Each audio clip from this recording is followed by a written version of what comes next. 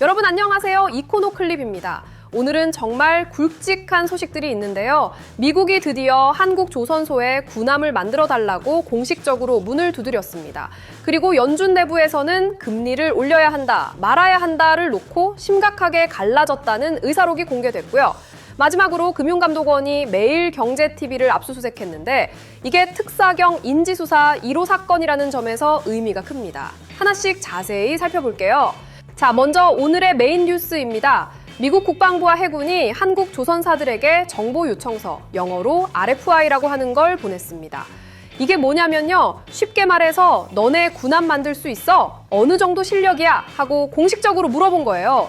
이게 왜 중요하냐면요. 트럼프 대통령이 취임하고 한미-조선 협력, 이른바 마스가 논의가 시작된 이래로 미국 측이 이런 공식 절차를 밟은 건 이번이 처음이거든요. 정상들 사이에서 할 수 있겠느냐 물어보는 것과 국방부가 정식으로 서류를 보내서 역량을 검토하는 건 차원이 다른 거잖아요. 구체적으로 보면 미 국방부는 전투함에 대한 정보 요청을 보냈고 미 해군은 중형급 급유함에 대한 정보 요청을 따로 보냈습니다. 전투함 쪽에는 HD현대중공업과 한화오션 두 곳이 역량 자료를 제출했고요. 급유함 쪽에는 여기에 삼성중공업까지 더해서 세 곳이 회신했습니다. 회신 내용에는 건조 실적, 설계 인력과 역량, 연간 건조 가능 규모 같은 조선소의 종합적인 능력이 다 들어갔다고 합니다. 각 조선사가 추진하고 있는 대미 협력 프로젝트 내용까지 포함됐을 수 있다는 관측도 나옵니다. 여기서 배경을 좀 짚어드릴게요. 기억하시는 분들 계실 텐데 지난달 주요 7개국 정상회담, G7에서 이재명 대통령이 트럼프 대통령을 만났잖아요. 그때 트럼프 대통령이 미국 군함 10척을 빠르게 건조해 줄 수 있느냐고 직접 물었다고 합니다. 정상 차원에서 이런 구체적인 척수까지 나온 거예요. 그리고 지금 미 국방부와 해군이 실무 차원에서 정보를 수집하고 있으니 말에서 행동으로 넘어가는 단계인 거죠. 그런데 미국이 왜 갑자기 한국한테 군함을 만들어 달라고 하는 걸까요? 이건 미국 조선업의 현실을 알면 이해가 됩니다. 미국은 군함을 만드는 조선소가 사실상 두 곳밖에 없어요. 헌팅턴 잉걸스와 제너럴, 다이내믹스 산하의 파스 아이언 웍스인데 이 두 곳이 수주 잔량이 너무 많아서 신규 함정 건조에 엄청난 지연이 발생하고 있거든요. 쉽게 비유하면 배를 만들어야 하는데 공장이 꽉 차서 새 주문을 못 받는 상황인 겁니다. 실제로 미 해군은 함정 건조 지연 때문에 전력 공백이 심각하다는 보고서를 여러 차례 발표했고요. 의회에서도 해군력 증강을 위해 해외 동맹국 조선소 활용을 허용해야 한다는 목소리가 나오고 있는 상황입니다. 반면에 한국은 어떻습니까? 세계 1위 조선 강국이죠. HD현대중공업, 한화오션, 삼성중공업 이 세 곳이 상선뿐만 아니라 군함 건조에서도 세계적인 역량을 갖추고 있습니다. 지금 각 조선사가 추진하고 있는 대미 프로젝트도 상당합니다. 한화오션은 미국 펜실베이니아주에 있는 필리조선소를 아예 인수했고요. 전투함을 건조하기 위한 라이선스 획득 절차도 밟고 있습니다. HD현대중공업은 미국의 헌팅턴 잉걸스와 협력 관계를 맺고 있고요. 삼성중공업은 제너럴 다이내믹스의 나스코와 손잡고 있습니다. 이미 각자 미국 파트너를 확보해 놓은 상태인 거예요. 규모도 어마어마한데요. 한미양국은 지난해 총 3,500억 달러, 우리 돈으로 약 500조 원 규모의 대미 투자에 합의했는데 이 중에서 1,500억 달러, 약 200조 원을 조선협력에 투입하기로 했습니다. 전체 투자의 40% 이상을 조선에 배정한 건데 이 숫자 자체가 마스가의 규모를 보여주는 거죠. 다만 넘어야 할 산도 있습니다. 현재 미국에는 반스톨레프슨 수정법이라는 게 있는데 이 법 때문에 미국 해군 함정을 해외 조선소에서 건조하는 게 사실상 막혀 있거든요. 미국 군함은 미국에서 만들어야 한다는 보호주의 법률인 건데 이걸 어떻게 풀어내느냐가 관건입니다. 방산업계 관계자에 따르면 미 국방부는 이 규제를 어떻게 완화해야 할지 검토하면서 내년도 예산 반영을 위한 연구를 하고 있는 단계라고 합니다. 생활에 미치는 영향으로 보면요. 마스가가 본격화되면 한국 조선업에는 수조 원 규모의 새로운 수주가 들어올 수 있습니다. 조선소가 있는 거제, 울산, 통영 같은 지역 경제에도 큰 활력이 될 거고요. 협력사와 부품업체들까지 포함하면 고용과 매출 파급 효과가 상당할 겁니다.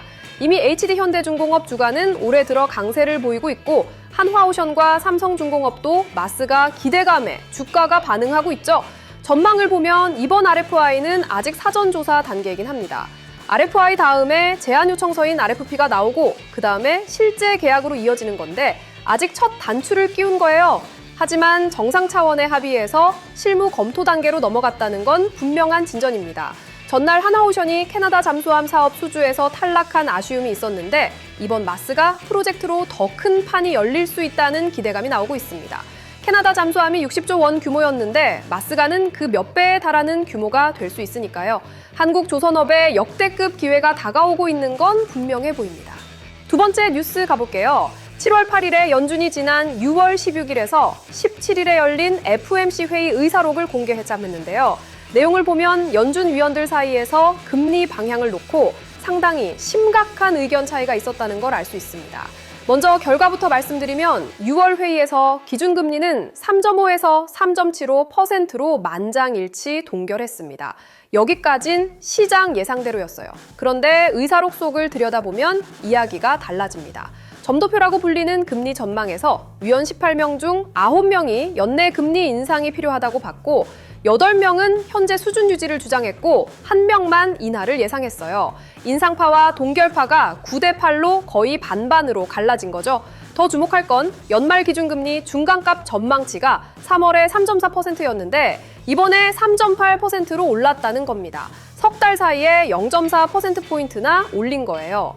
이건 연준 내부에서 금리 인상 쪽으로 무게추가 확실히 기울었다는 신호입니다.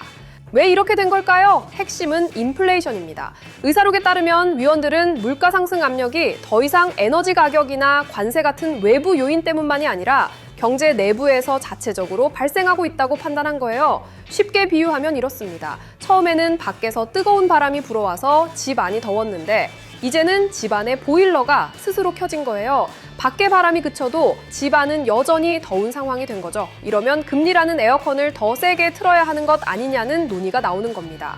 이번 회의가 특히 주목받는 또 다른 이유는 케빈 워시 신임 의장이 주재한 첫 회의였다는 점인데요. 워시 의장은 취임하자마자 기존 파월 전 의장 시절의 소통 방식을 확 바꿨습니다.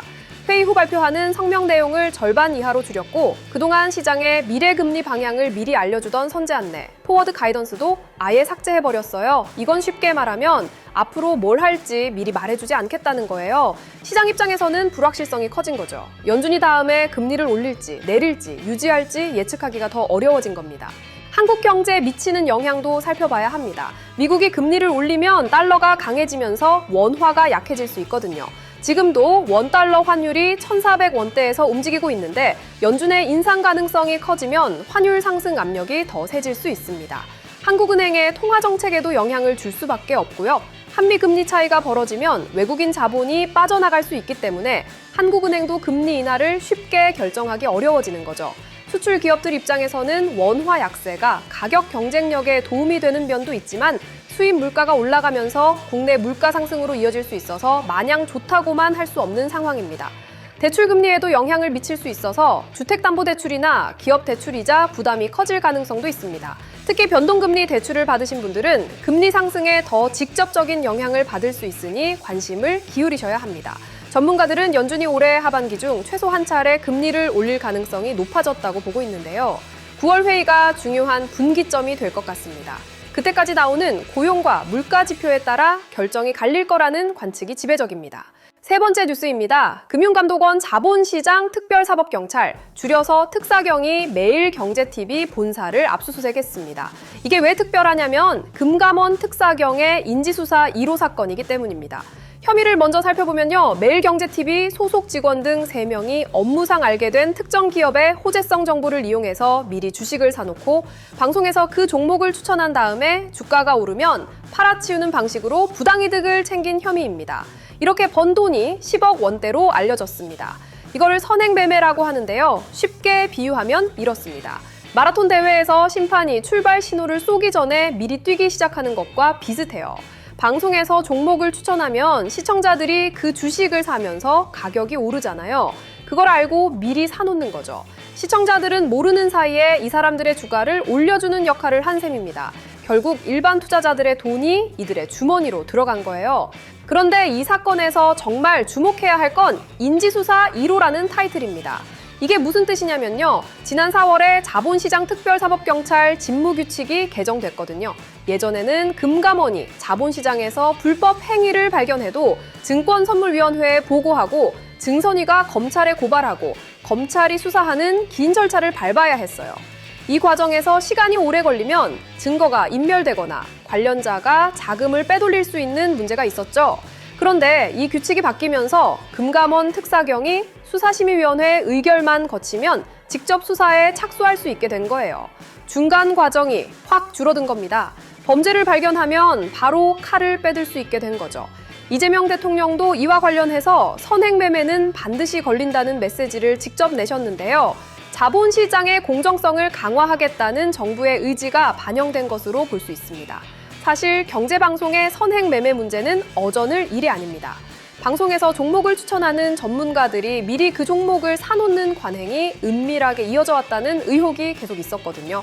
한국경제TV에서도 비슷한 사건이 적발된 바 있고요. 경제방송뿐만 아니라 유튜브 주식 채널이나 리딩방에서도 비슷한 수법이 횡행하고 있다는 지적이 많습니다. 개인 투자자들 입장에서 이건 굉장히 중요한 문제입니다. 경제방송을 보고 투자 결정을 하시는 분들이 많잖아요. 그 방송이 공정하지 않다면 일반 투자자들만 손해를 보는 구조가 되는 거죠. 방송에서 추천할 때 이미 가격이 올라 있는 상태에서 사게 되니까 고점에 물리는 피해를 입을 수 있는 겁니다. 앞으로 금감원 특사경이 인지수사권을 적극적으로 활용할 것으로 보이는데요. 이번 사건이 선례가 되면서 자본시장에서의 불법 행위에 대한 감시가 한층 강화될 것으로 전망됩니다. 방송을 통한 선행매매뿐만 아니라 증권사 리포트를 이용한 선행매매, 기관 투자자의 미공개 정보 이용 거래 같은 영역까지 특사경의 수사 범위가 넓어질 수 있습니다. 투자자 여러분도 특정 종목 추천 방송이나 콘텐츠를 보실 때는 그 추천이 정말 객관적인 분석에 기반한 건지 한 번 더 생각해 보시는 게 좋겠습니다. 내 돈을 지키는 건 결국 나 자신이니까요. 오늘 다룬 3가지 뉴스의 공통점이 뭘까요? 바로 새로운 판이 열리고 있다는 겁니다. 마스가 프로젝트로 한국 조선업의 미국 군함이라는 새로운 시장이 열리고 있고요. 연준에서는 워시 체제 아래 새로운 통화 정책 흐름이 만들어지고 있습니다. 그리고 금감원 특사경의 인지수사권으로 자본시장 감시의 새 시대가 시작됐고요. 이런 변화들이 우리 경제와 투자에 어떤 영향을 미칠지 이코노클립이 계속 전해드리겠습니다. 감사합니다.